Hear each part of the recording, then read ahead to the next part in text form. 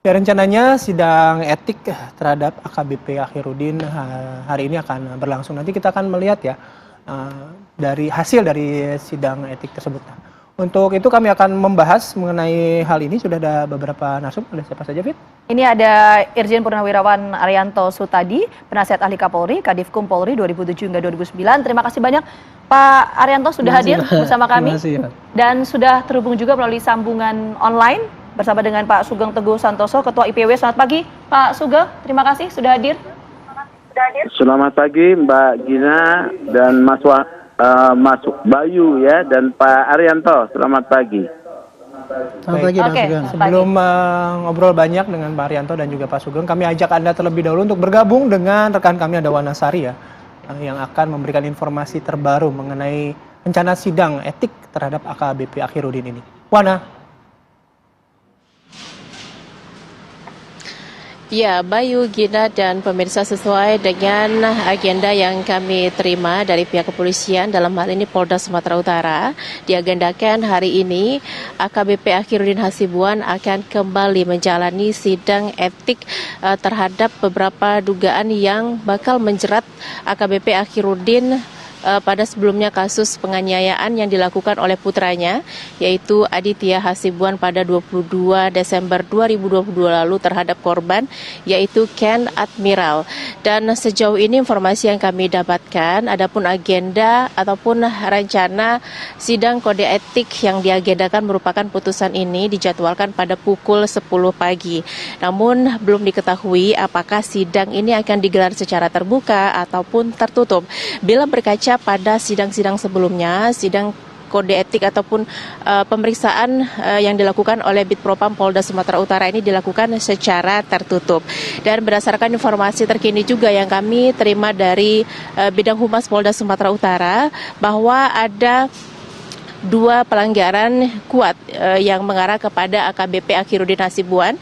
Yang pertama adalah keterlibatan penganiayaan berat terhadap korban Ken Admiral berupa pembiaran penganiayaan yang dilakukan oleh putranya sendiri pada 22 Desember 2022 lalu.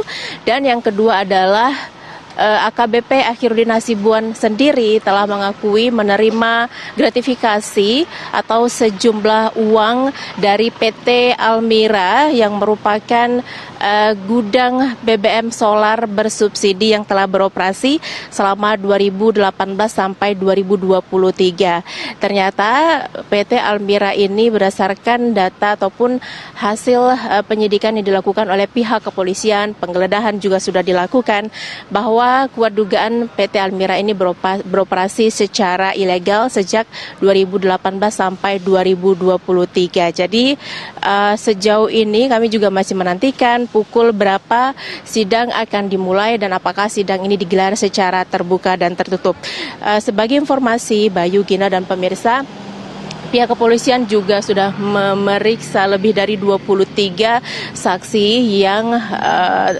yang apakah mereka yang mengetahui penganiayaan yang dilakukan oleh Aditya Hasibuan pada Desember lalu maupun pihak-pihak yang terlibat dalam dugaan gratifikasi yang diterima oleh AKBP Akhirudin Hasibuan. Bayu, Gina, kami masih akan mengabarkan bagaimana proses sidang yang rencananya akan dijadwalkan hari ini oleh Kepolisian Daerah Sumatera Utara. Namun sementara saya kembalikan ke Anda di Jakarta. Oke, Wana, terima kasih banyak atas laporan Anda langsung dari wilayah Medan, Sumatera Utara. Nanti kita kembali ke Anda bila ada perkembangan. Oke, saya mau langsung lanjut ke Pak Arianto ya. Begini Pak, kalau bicara soal sidang kode etik itu kan pasti hasilnya ada berbagai macam ya Pak ya. Tapi yang paling berat itu kan tahapannya atau etapenya adalah dipecat. Sanksinya adalah dipecat atau pemberhentian dengan tidak hormat. Dalam case AKBP Akhirudin ini mungkin nggak akan ditempuh jalur pemecatan itu? Jadi begini ya, mungkin perlu diketahui ya, kode etik itu kan suatu aturan yang untuk internal polisi. Ya. Nah, untuk internal polisi itu kemudian sanksinya ada 6 tingkatan. Yang paling rendah adalah dinyatakan perbuatan tercela, kemudian dia suruh minta maaf tertulis ataupun lisan, kemudian dia dimasukkan administratif, itu dimasukkan dalam kurungan 30 hari itu, bukan kurungan ya, tempat khusus namanya. Terus kemudian dia dimasukkan pendidikan atau pembinaan kembali selama berapa, 3 atau 6 bulan. Kemudian demosi itu pindah tapi turun tingkat atau tidak punya jabatan atau jabatannya turun. Dan yang terakhir adalah PTDH. Oke, nah orang bisa masuk dalam kategori PTDH itu kalau dalam kasus seperti apa?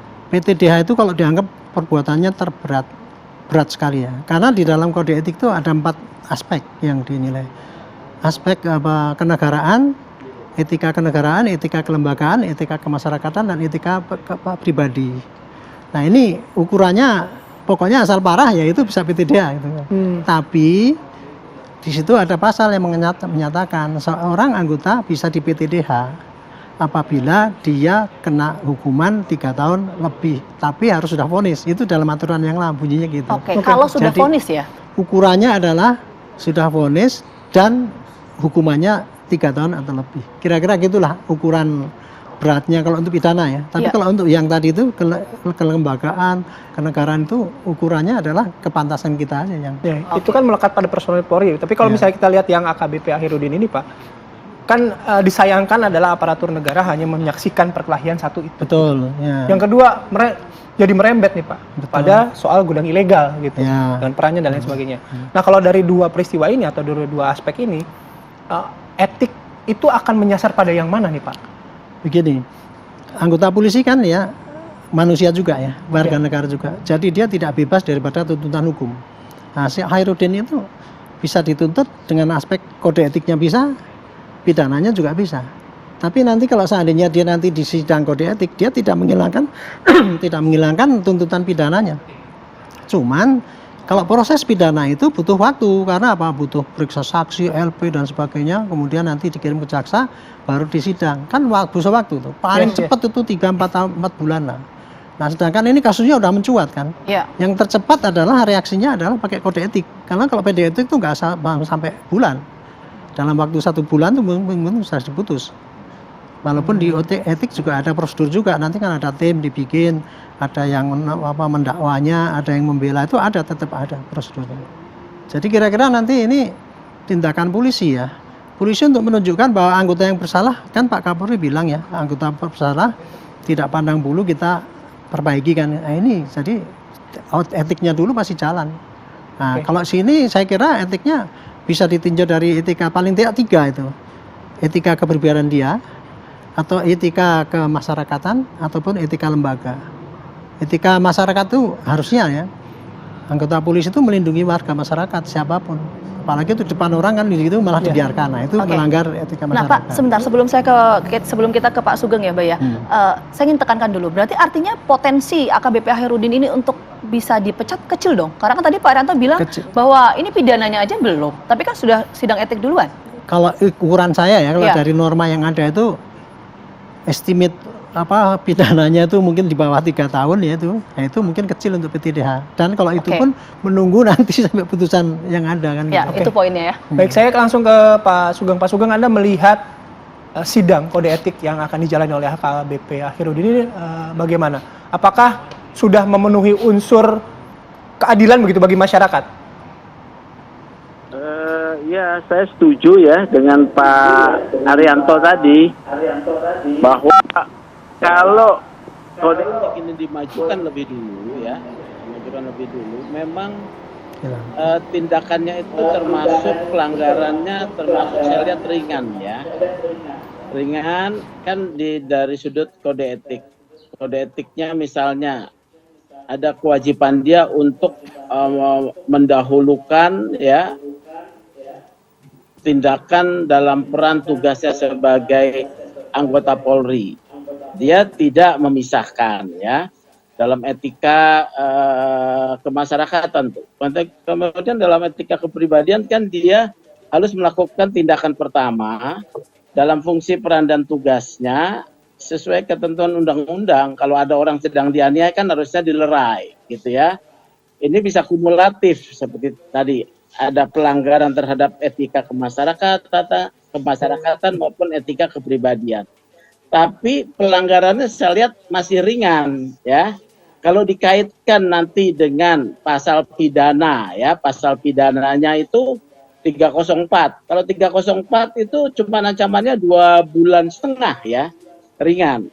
Nah, ini bagaimana? Kalau diputus ringan misalnya hanya disuruh minta maaf atau mengikuti satu pendidikan kerohanian atau pelatihan lagi, ada masyarakat yang mungkin kan ibunya minta hukuman yang dipecat kalau tidak salah ya. Ini nggak memenuhi. Nah, tetapi ada tahap yang kedua nih, ya. Tahap kedua kan Pak Ahirudin itu dikenakan juga satu proses pidana terkait dengan ditemukannya gudang BBM ilegal dan yang bersangkutan menurut informasi sudah mengakui adanya penerimaan gratifikasi, ya. Ini satu proses pidana. Tetapi kalau proses etiknya sudah dinyatakan dia tidak di PTDH, kalau ada putusan pidana, bagaimana? Ini kan ada satu ruang yang kosong, ya. Tidak boleh dia kemudian diperiksa lagi pada tingkat pertama dengan pelanggaran kode etik. Nah, peraturan kepolisian nomor 7 tahun 2022 itu memberikan satu aturan baru ya setelah direvisi, yaitu diajukan peninjauan kembali atas putusan yang ringan katakanlah di tingkat pertama ini oleh Kapolri, tapi kewenangannya kalau putusan pidana misalnya gratifikasi atau TPPU-nya terbukti, ini kan ancamannya berat ya.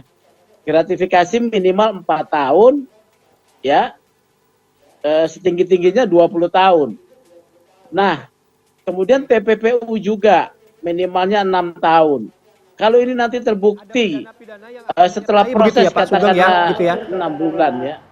Halo? Oke, nah ya ada pidana-pidana yang bisa saja dikenakan tadi soal gratifikasi kemudian TPPU. Tapi nanti kami break dulu. Nanti kami juga akan ngobrol lagi sama Pak Sugeng. Kalau misalnya si AKBP Ahirudin ini mengakui menerima gratifikasi karena sebagai pengawas begitu. Lalu bagaimana kaitannya dengan tugas profesi sebagai polisi? Sesaat lagi di Apa Kabar Indonesia Pagi. Dan kembali di Apa Kabar Indonesia Pagi, kita lanjutkan kembali perbincangan. Sebelum ke Pak Arianto, saya ke Pak Sugeng lagi, Pak. Pak Sugeng, tadi Anda menyampaikan soal etik, mungkin hukumannya juga ringan begitu. Tapi kan akhirnya ada peristiwa turunannya ya Pak ya, yang terbongkar begitu, ada dugaan gratifikasi terhadap AKBP Ahirudin ini. Nah, kalau bicara soal etika, apakah ini juga menurut Pak Sugeng termasuk dalam etika? Karena kita tahu bahwa AKBP Ahirudin ini juga menerima gratifikasi karena bekerja sebagai pengawas di gudang BBM ilegal itu. Ini kan ada kaitannya dengan profesi seorang polisi begitu Pak Sugeng. Nah, yaitu yang perbuatan pelanggaran hukum itu pasti adalah pelanggaran etika ya. Ya. Etika belum tentu pelanggaran hukum ya. Akan tetapi ketika itu dibilang gratifikasi, dia harus dibuktikan dulu melalui satu proses persidangan pidana. Jadi harus dibuktikan lebih dulu melalui satu proses persidangan pidana yang memutuskan dia bersalah dan telah berkekuatan tetap. Ya, seperti itu. Sekarang diajukan lebih cepat, ini masih mengenai terkait perkelahian atau penganiayaan yang dilakukan oleh Aditya kepada Ken Admiral. Sementara dia ada di sana tidak melerai, tidak memisahkan, tidak mengamankan. Nah, yang baru diperiksa itu ya. Jadi bagaimana, apakah soal gratifikasi bisa dimasukkan di dalam persidangan etik nanti? Kalau menurut saya belum bisa dimasukkan, masih terlalu prematur. Ya, masih terlalu prematur, bisa dibantah karena harus dikedepankan juga asas praduga tak bersalah. Ya, jadi seperti itu, Mas Bayu. Oke, baik. Pak Arianto punya pandangan serupa seperti Pak Sugeng, artinya bahwa kasus dugaan gratifikasi ini tidak bisa masuk dalam pembahasan nanti ketika sidang etik? Ya betul, Pak Sugeng itu penjelasannya menurut saya sependapat. Jadi gini loh. Etika itu kan aturan yang berlaku untuk khusus polisi gitu ya. Okay. Nah, di situ ada 4 itu tadi. Kemudian kalau seorang melanggar hukum itu pasti melanggar etika. Cuman berat ringannya itu tergantung. Nah, makanya di dalam kode etik itu hanya disebutkan dilarang anggota polisi itu apalagi melakukan ya, nyuruh aja nggak boleh, nyuruh orang anggotanya melanggar hukum itu nggak boleh, itu melanggar etika. Apalagi dia melakukan tindakan hukum kan, jelas dia melanggar etika. Tetapi yang di sini disebutkan aturannya dulu gini, seorang anggota polisi bisa di PTDH, artinya dihukum sampai dipecat apabila melanggar pidana yang diancam hukuman 3 tahun lebih dan sudah divonis.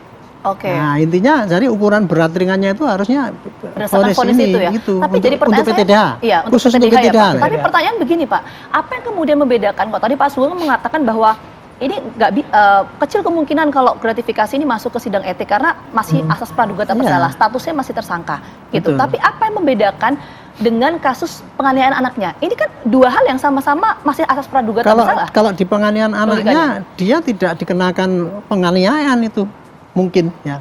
Karena apa, dia kan hanya melihat gitu. Oke. Hanya tapi nanti kalau di pengadilan dia bisa dibuktikan bahwa dia ikut serta karena kan kejadian di depan mata kemudian dibiarkan, orang bisa dibilang ikut serta kan. Contoh misalkan gini, seorang bunuh orang ini, merencanakan pembunuhan ini cuma ngelihat, bisa termasuk ikut serta kan? Oke. Tapi itu bisa munculnya itu dia terlibat pidana setelah di persidangan.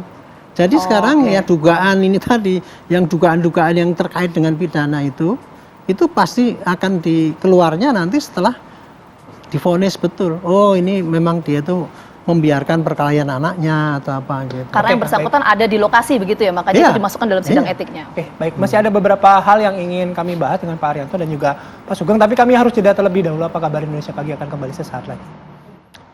Baik, Anda kembali di Apa Kabar Indonesia Pagi, kita lanjut kembali. Saya langsung ke Pak Sugeng nih. Pak Sugeng, Indonesia Police Watch gitu kan artinya juga mengamati gitu. Yang banyak ditanyakan adalah terlepas dari peristiwa melihat penganiayaan anaknya, AKBP Akhirudin ini kan mengakui menerima gratifikasi dari penyimpanan gudang BBM ilegal. Sudah gudangnya BBM ilegal, yang jaga kok aparat negara gitu. Nah, amatannya Pak Sugeng bagaimana? Apakah ini cuman fenomena gunung es, Pak? Terhadap Akhirudin ya, dia sudah mengakui. Ini dia katakanlah menjadi backing lah ya, menjadi backing lah ya. Nah ini kan sedang diselidiki. Jadi terkait tindakannya itu ya dia harus mempertanggungjawabkan. Pidananya itu akan kena loh dia, ya, akan cukup berat menurut saya karena buktinya sudah adalah setidak-tidaknya 2 alat bukti ya. Dia mengakui menerima gratifikasi atau suap. Kemudian ada juga rekeningnya. Jadi pidananya akan kena.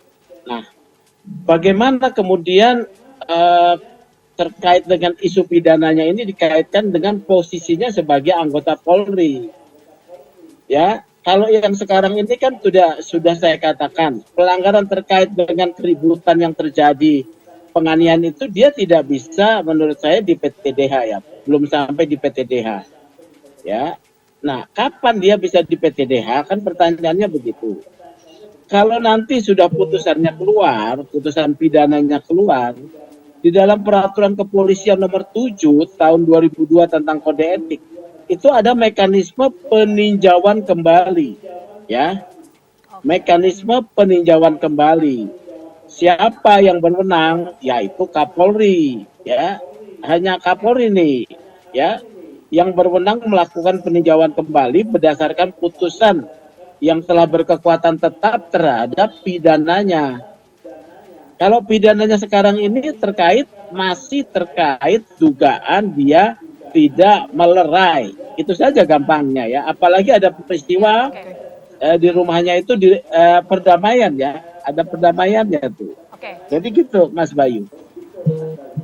Oke, baik. Saya mau ke Pak Arianto kalau gitu. Nanti saya mau ke Pak Sugeng lagi, tapi mungkin gini Pak, tadi ada hal yang belum tergali ya Pak ya. Jadi gini, kalau disimpulkan, tadi saya merecap yang disampaikan Pak Arianto, kemudian Pak Sugeng juga. Artinya kan ini harus ada tindak pidananya dulu, baru seseorang bisa diberhentikan atau dipecat.